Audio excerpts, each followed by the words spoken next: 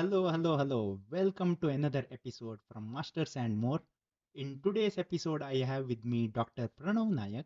He has achieved a lot of milestones in his academics, the most recent one being PhD from University of Saarland, and he has done his PhD from the Department of Material Science and Engineering. In today's episode, he will be speaking about his experiences, his journey of doing PhD in Germany. So, without any further ado, let us welcome Dr. Pranav Nayak to this episode. Hi, Pranav. How are you doing? Hi, Kiran. Thank you very much. It's a pleasure to be here. I'm doing well. So, it would be nice if you could give a brief introduction about yourself. Where do you come from? What were you doing in the past? And what are you doing at the moment? Okay. So, like you mentioned, my name is Pranav Nayak, and I'm currently working as a postdoctoral researcher at the Chair of Functional Materials at Saarland University since October of 2023. So prior to that, I was a PhD student at the same institute from April of 2018, and I successfully defended my thesis in September of 2023. So I was born in Bangalore in 1993, and I moved to Mangalore when I was 3 years old. Mm-hmm. So Mm-hmm. I completed my studies until my bachelor's degree in Mangalore itself.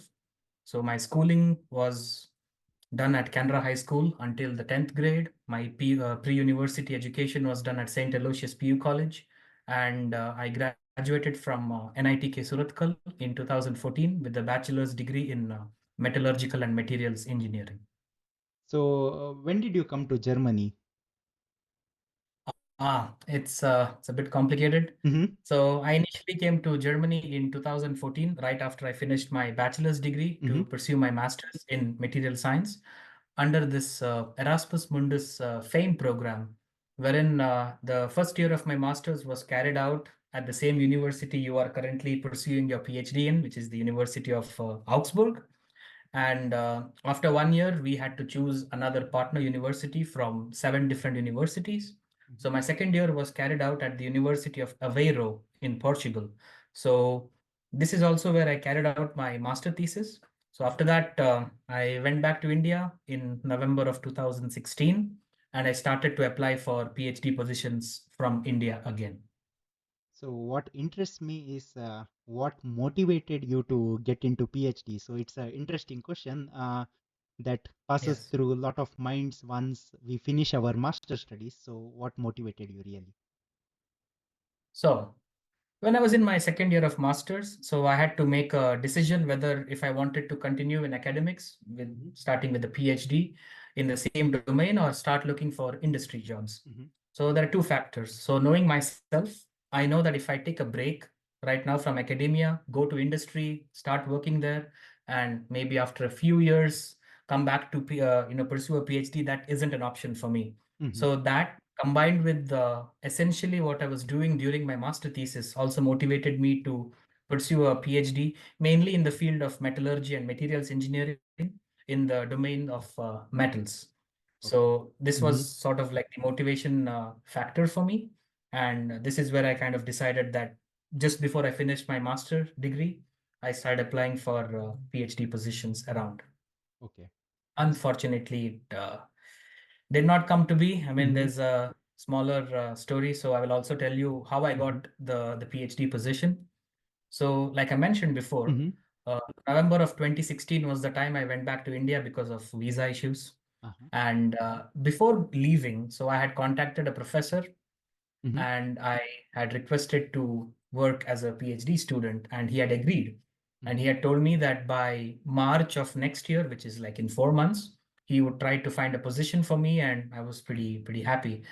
But unfortunately, for both of us, I would say the funding got denied, and he told me to apply through another means, through another project, and which kind of delayed. So it went back and forth, and simultaneously, I was applying to other places where I was getting quite some rejection. So finally, after 15 months of Mm-hmm. applying, I got a PhD position at Saarland University. And at the time, I hadn't even heard of this university. But what majorly interested me was the project at hand. So that's when I accepted the position. Okay. That's really interesting. Another important question that comes to most of the mind of the students when they decide whether or not they want to do PhD is how long does it usually take to complete PhD? Because students are not very sure whether they should do PhD or not, and one of the main reasons is the time that it takes. What is your take on this? So most of the students who think along Mm-hmm, these lines are pretty much right mm-hmm, because PhD is filled with a bed of uncertainty. mm-hmm, So in Germany, or I can say in most countries, like the duration of a PhD varies, depending on the specific field of study, the nature of the research, and of course the individual progress as well. But on average, it takes about 3 to 5 years. But there are other countries such as Australia or France where it mm-hmm, is a strict deadline of 3 years, after which your funding will be cut. So this will either motivate you to try to finish it as soon as possible, or it mm-hmm, might be so hasty that at the end you might not achieve anything. So this is quite the fine balance one student has to take in mind. So it also has to do when I mentioned about the nature of the research, whether it is experimental, computational, or a combination. mm-hmm. So I got to know from a friend that he had a colleague who finished his PhD in almost 3 years. Okay. And Mm-hmm, his was primarily a computational work, mm-hmm, computational research. So what he used to do was before he went to bed, he used to run some simulations throughout the night. So mm-hmm. effectively, he was working Very. almost 24 Mm-hmm, hours.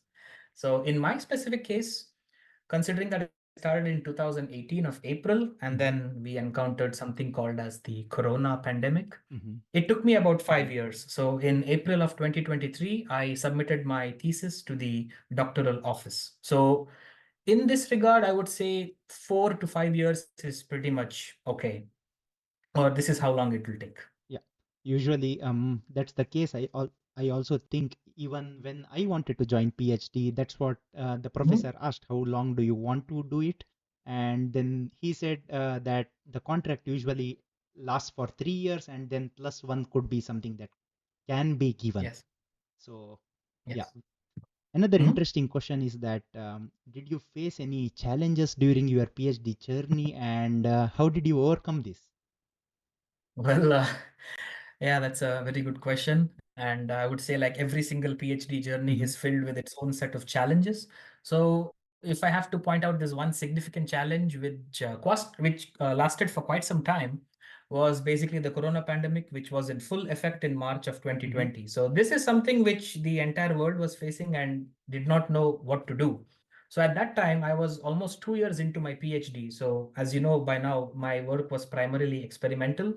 So I had to be in the lab physically to work on the samples. And suddenly we get this notification from the university to stay at home until further notice. So this meant that only a certain set of people could go at a specific day. mm-hmm, And we had to fill out specific forms which lasted for the entire week. So mm-hmm, we had to also say what day do we need which lab and how much time do you need mm-hmm. in that specific lab, so that others also got a chance to work as well. So you had to do this rationing. So it went on for a few months. And of course, after one point of time, you get used to it. And it also helps you plan better in the long term. But I Mm-hmm. would say this is something which I would not like to encounter once again. So that means we are currently in a better time, far better times than Yes. it was. Yes. More than one person can be in the Mhm, office at a time. mhm, So I share an office with three other people. mhm. So it was pretty good now to share an office with the actual colleagues than just being virtual all the time. Another interesting question that comes to my mind is once we finish our masters, we hear a lot of things from different people, and many of us perceive PhD to be something very difficult and Mhm. challenging. So, Yes. what's your opinion on this? Well, I will be pretty much blunt about this that yes, PhD isn't Mm-hmm, pretty much like an easy road because you're always in a bed of uncertainty. So I always say it this way that you are basically blindfolded, mm-hmm, airdropped in the middle of the Sahara Desert, and then your blindfold is taken off, and then it's your duty now to figure out your way.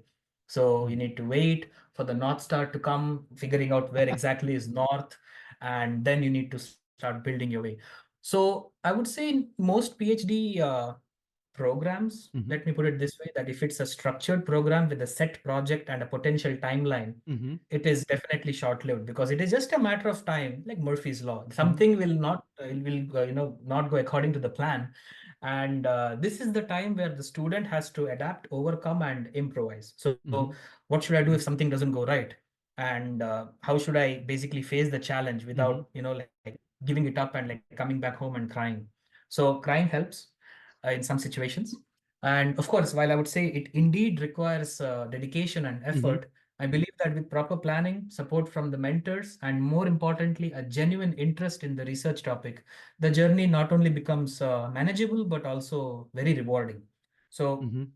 the small thing which I would like to stress on the fact Mm-hmm. is this is primarily for the students who are currently in their masters and thinking of pursuing a PhD. Mm-hmm. Two factors needs to be taken into account. So if you start thinking along the lines of just because my friends are doing a PhD, I want to do a PhD, it's not a reasoning at all. Or Okay. thinking Mm-hmm. along the lines of, ooh, a doctor title next to my name, that sounds very good, and I would like to start with a PhD. Mm-hmm. No.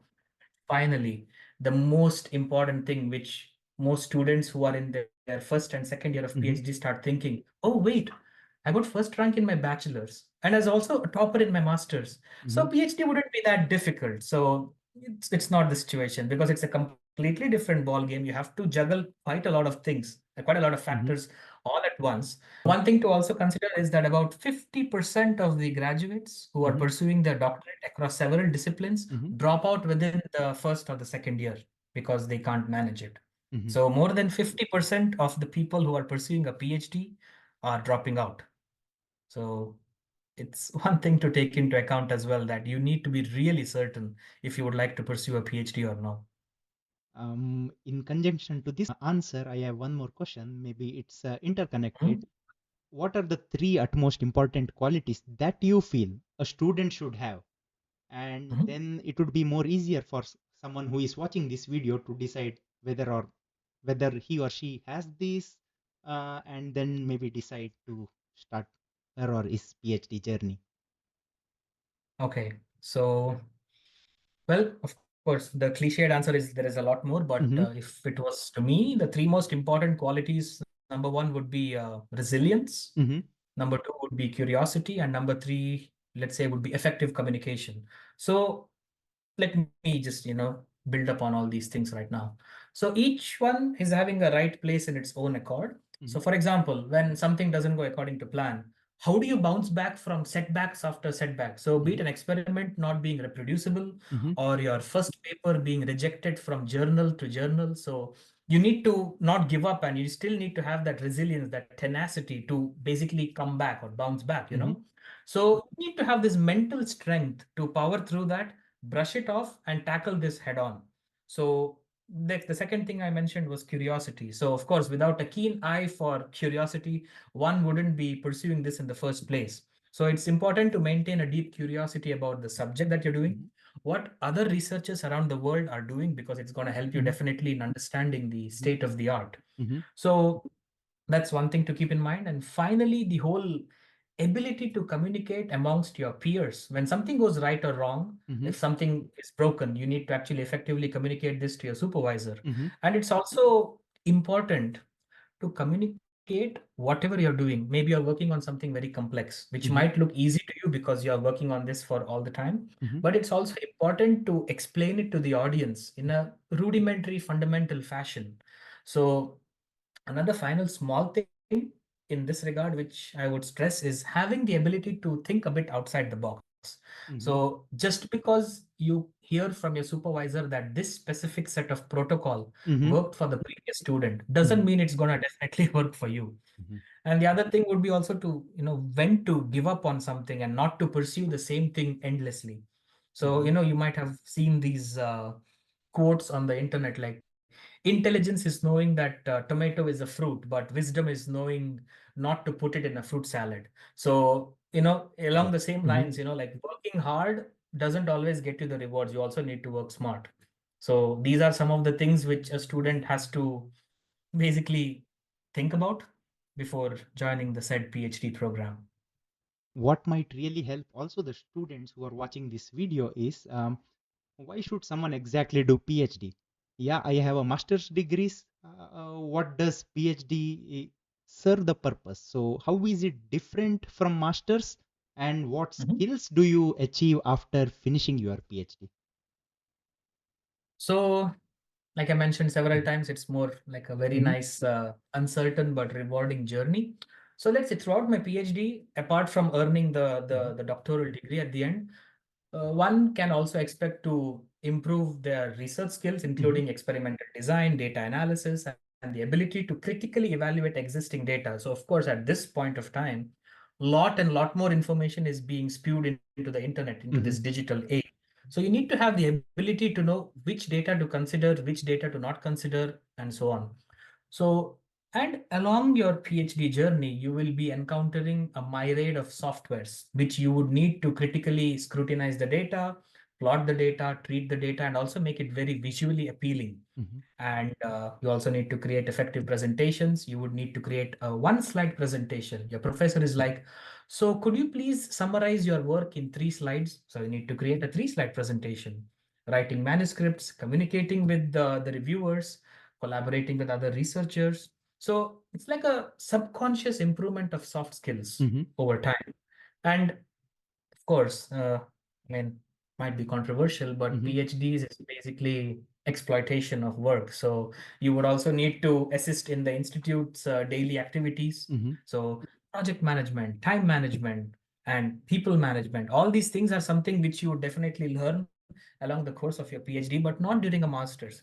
Primarily because mhm, when a student is doing his master thesis, his or her master thesis, the main intention is to just finish it off and get the degree, combined with the fact that usually the master thesis goes for 6 to 9 months, correct. and it's not enough time to Mhm, develop all these skills. It's not something which you can buy at a store, right? mhm, So unlike a master's degree, a PhD also involves an in-depth exploration mhm, of the specific topic, so which will allow for a, let's say, a much more comprehensive understanding and expertise in the chosen field. So I'm not saying like somebody who's doing a PhD is an expert in everything. mhm, He's an expert in that very small niche specific field. That's the whole idea of like awarding a doctorate. mhm. So In your answer, you mentioned slightly about other responsibilities that PhD students has to undertake usually. Could you speak a little bit more on this? What kind of responsibilities do PhD students have to undertake during the course of time? yes, of course. So in addition to carrying out my own Mm-hmm, research, I also had to help in the day-to-day tasks of the institute, being teaching a course, which I'm currently doing as well, managing a lab, or taking in some students who actually want to pursue their bachelor or master thesis under your group. mm-hmm, So this is also where the time and project management skills come into play, because the students are not expected to draft a timeline of the work. You, as their supervisor, would have to actually plan like 4 or 5 months in advance and basically be with the student in the initial stages to do the skill transfer. mm-hmm, And of course, depending on if it's a bachelor or the master thesis, the level of critical thinking that is expected from the student will definitely vary. So in my specific case, in addition to these, I was also a co-organizer of some summer schools, mm-hmm, some integration week for the incoming students, and also had to prepare certain other presentations on how to give presentations.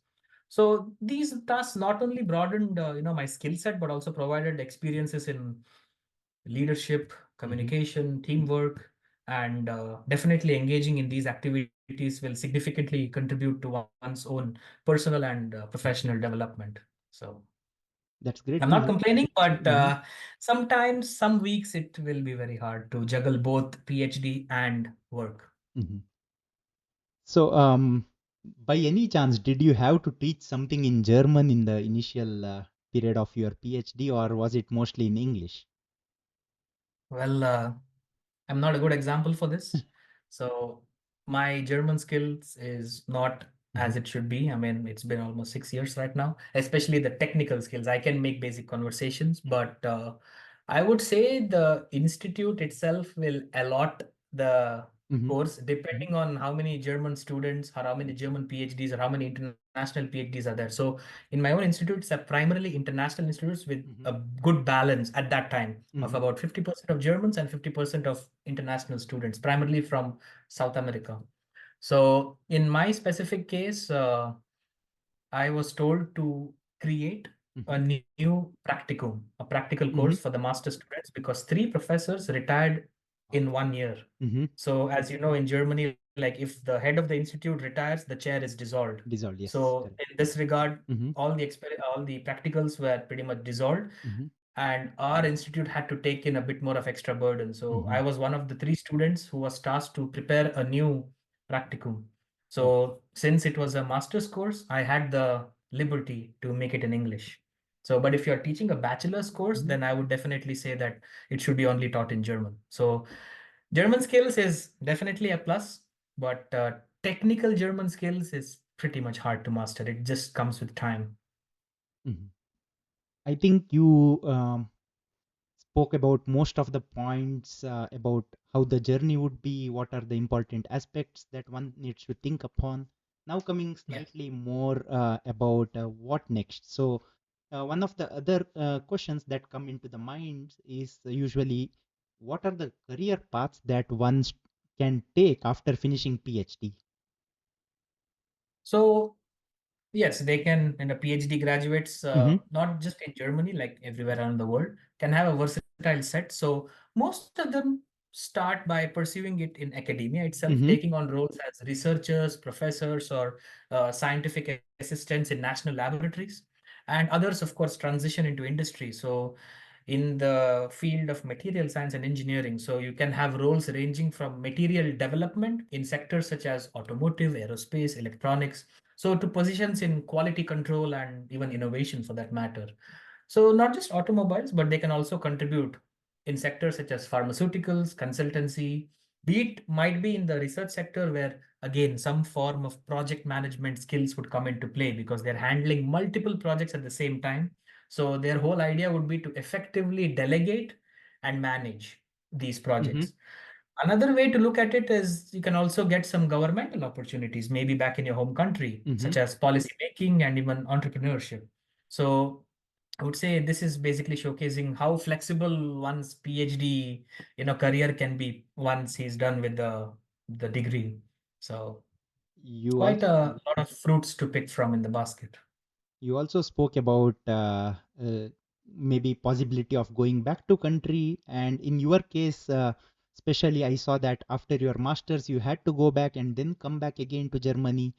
Um, Now, my question is, what are the cultural differences that you had to face when you first came to Germany for your masters, and then again during PhD, and the current situation? So, are there any significant changes, or is it easier for you now after staying here for a long period?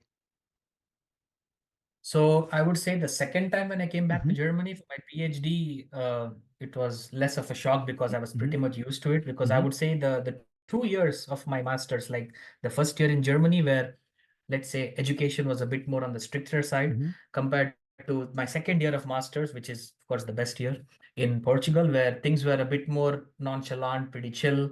And since it was your second year of master's, you did not have so much of coursework. I would say it basically helped me grow as a person, both personally and professionally as well, and basically broadened my mindset to because you'll be encountering people from several different countries who might have several different mindsets, and the mm-hmm, whole idea of just to sometimes just sit quiet and listen to the other person, that helps a lot. So let's say the first time ever I came to Germany, it was my first time ever mm-hmm, coming to a Western country for an extended period of time. So the only two words that I learned was hello, which was apparently hello, mm-hmm, and thank you, which was danke.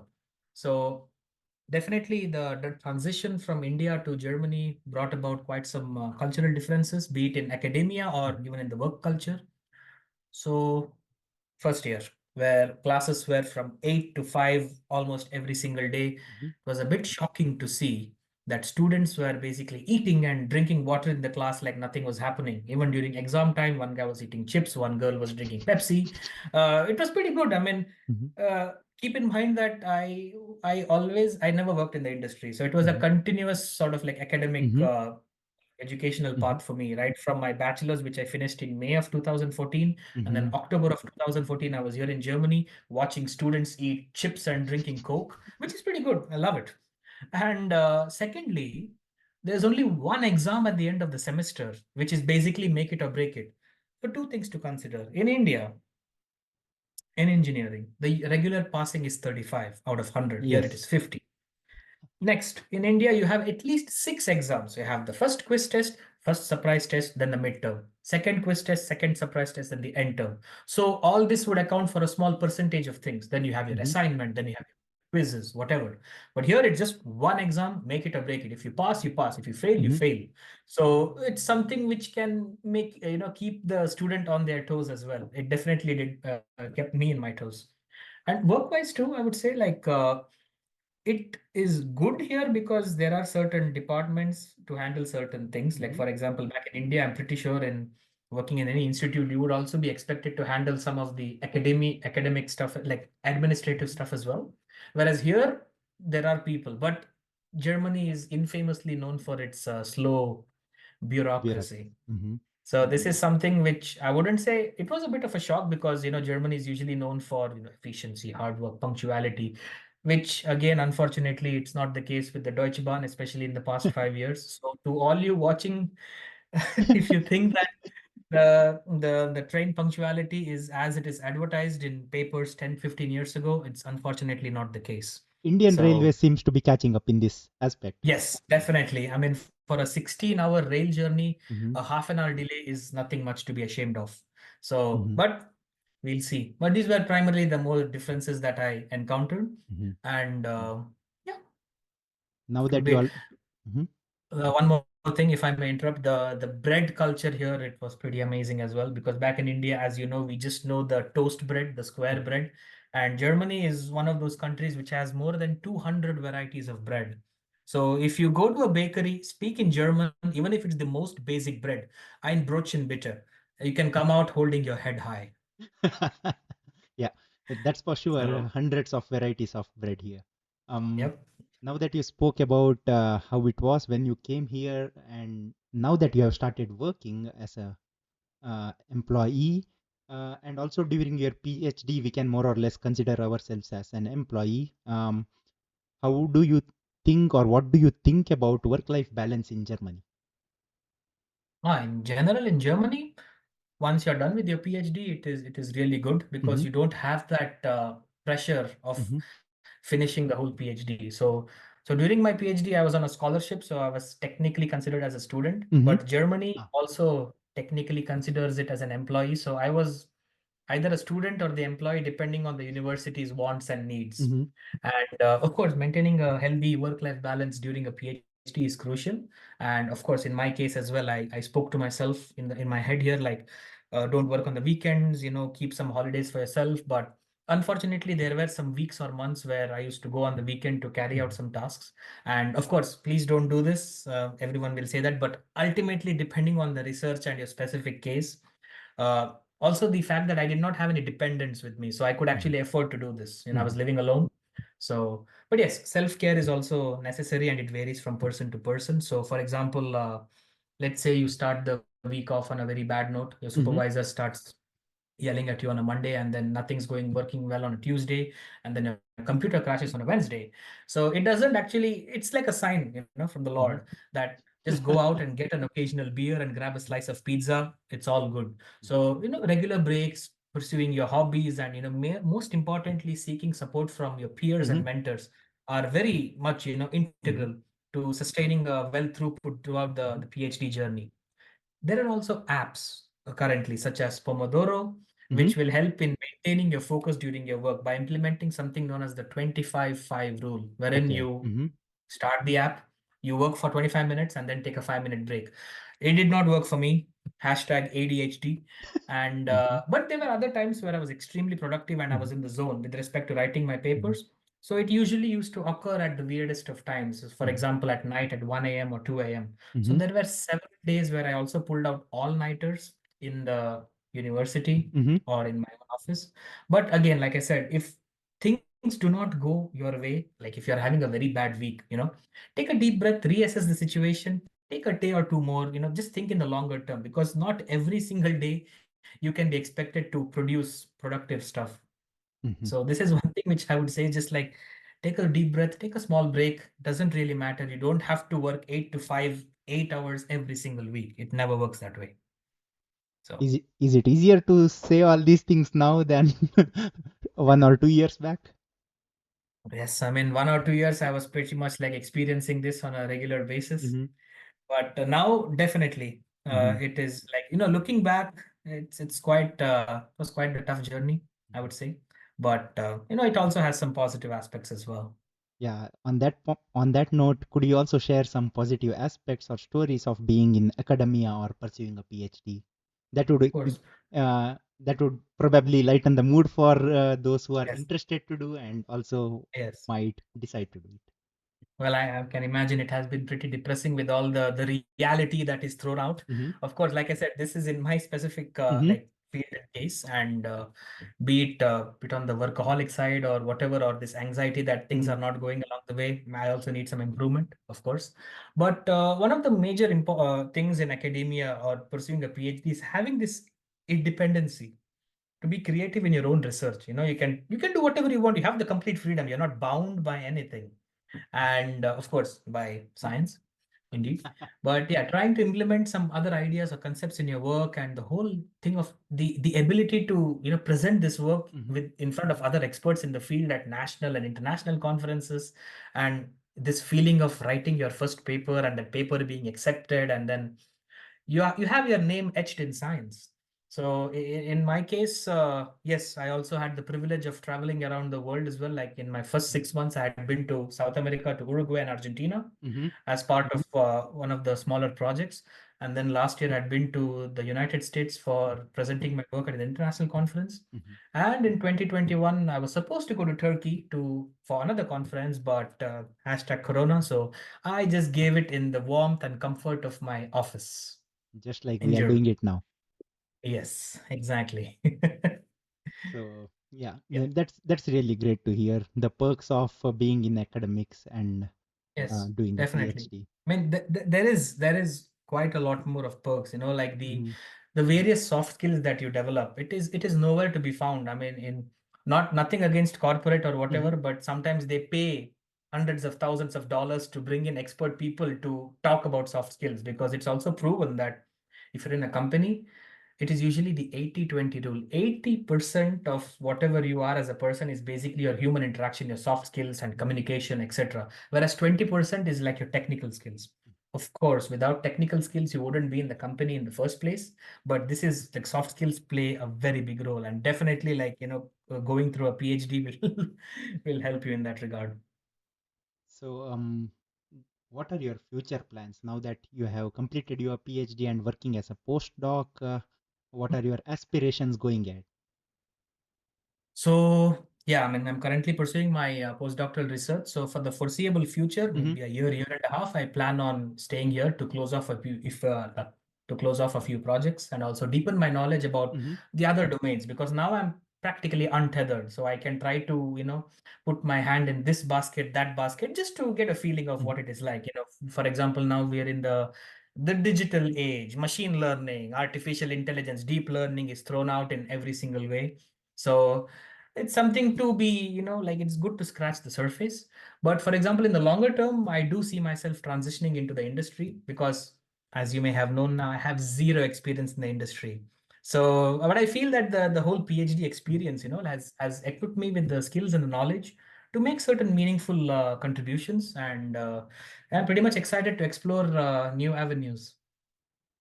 That's great to hear. Now that we are coming to the end of this session, are there any final closing words before we end it? So based on whatever I mentioned, it looked pretty, like, sad, sad, sad. But one thing what I would like to say Mm-hmm. is, in despite PhD being quite an uncertain and fruitful journey, having the right support, be it from your supervisors, mentors, peers, colleagues, Mm-hmm. or even friends and family, is key. And in this regard, I would also like to wholeheartedly thank the Panchadik in Germany WhatsApp Mm-hmm. group, which I'm a part of since 2021, so Mm-hmm. mid PhD. It has definitely helped me quite a lot in blowing off steam, taking a break, and especially attending the regular meets that happen in and around Germany, Mm-hmm. having the ability to speak the mother tongue, having a lot of chuckles. Mm-hmm. And I also would like to thank Poonam Kamath as well, in Mm-hmm. particular, who is a fellow PhD candidate at Mm-hmm. Tübingen University. And maybe she'll be part of this podcast in the near future. and she's also part of the WhatsApp group. So during my entire PhD journey, she has been there giving me the much necessary advice, a third person perspective, because Mm-hmm. she's not in this domain. So sometimes it also helps in getting another person's perspective and also listening to my rants. So Yeah. the support has been amazing.